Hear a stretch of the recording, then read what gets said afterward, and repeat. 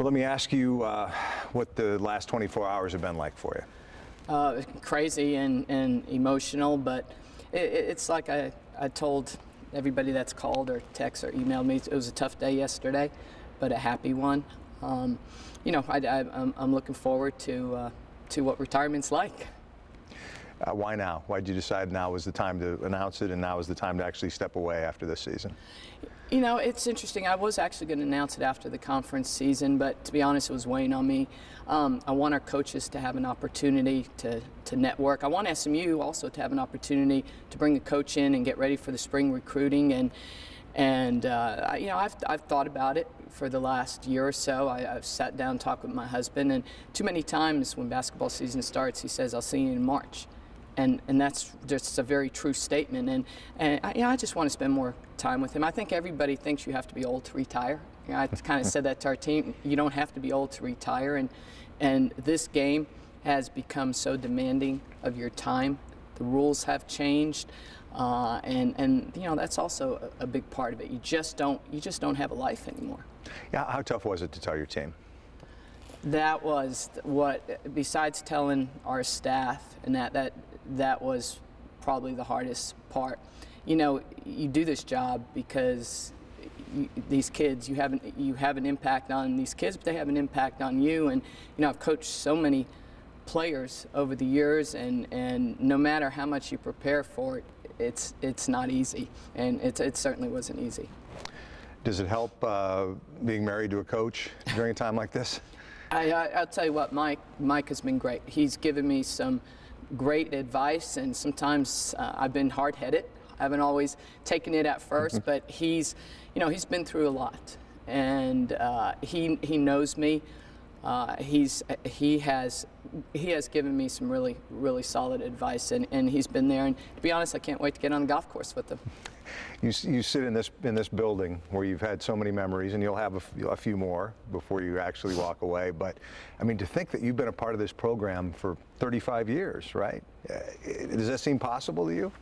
You know, until I really read the release, I didn't think about it that way, because it has gone quickly. When you love what you do, coming to work every day, the people you work with and the kids you coach, it goes by a lot quicker.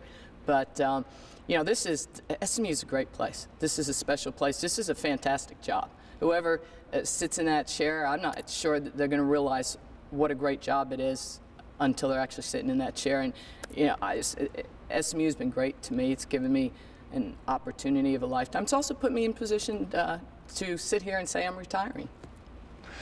How has the women's game changed, and maybe the perception of the women's game in the time that you've been around it?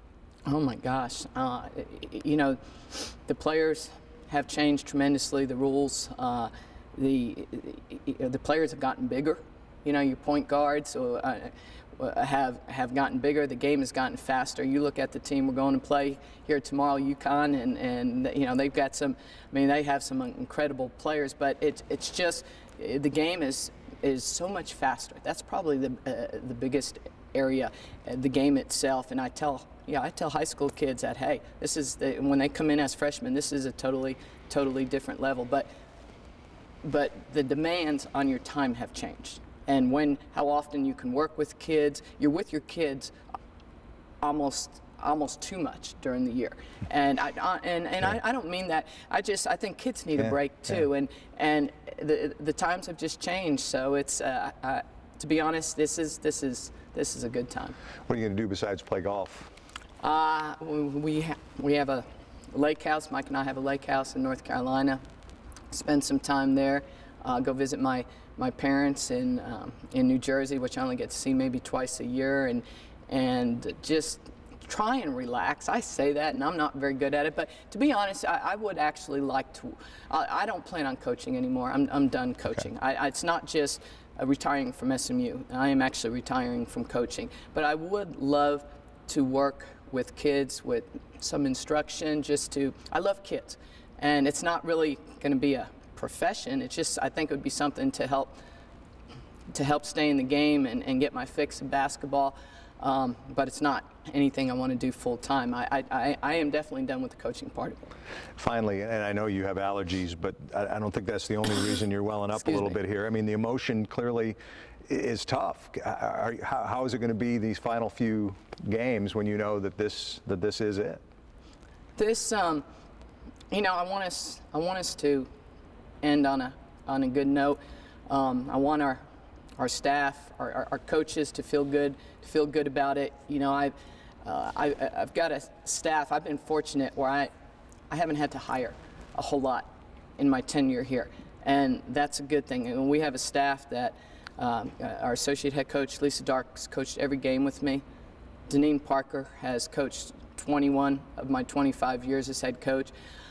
Denny Hughes came in 7 years ago into an office with 3 women who've been here for so many years, and to be able to slide right in, it takes a special guy to do that. And I've had a number of ex-players work for me. Shauna Lavender, who played point guard here, she is our director of ops. And I've got a current player and director of player development, and Karen Blair was a point guard who worked 10 years here. So I guess what I'm saying, this has been a family. I want us to end it on a good note. You can't. I think there's no substitute for loyalty and trust, and I think that's what's kept us going here, is the loyalty and trust with the staff. Finally, how do you approach a game like the one you're about to play now, and in this kind of challenge? What do you tell your players? Talk about going out on a high note. That would help, right? If you could stun the world. That there. would. I don't know. I may have the captains get up and give the game plan on Saturday. As I told Rick when we met last week, and I told him what I wanted to do. One of the reasons I was going to wait to the end of the year is because I didn't want to have to do that. Yeah. But excuse me. On the other hand, I think in fairness to staff and everybody, I think SMU needs to know. And it's like I told Rick. I said, hey, this recruiting's coming up. It's just around the corner, and I think it's important as I look ahead, because I want to leave the program in good standing.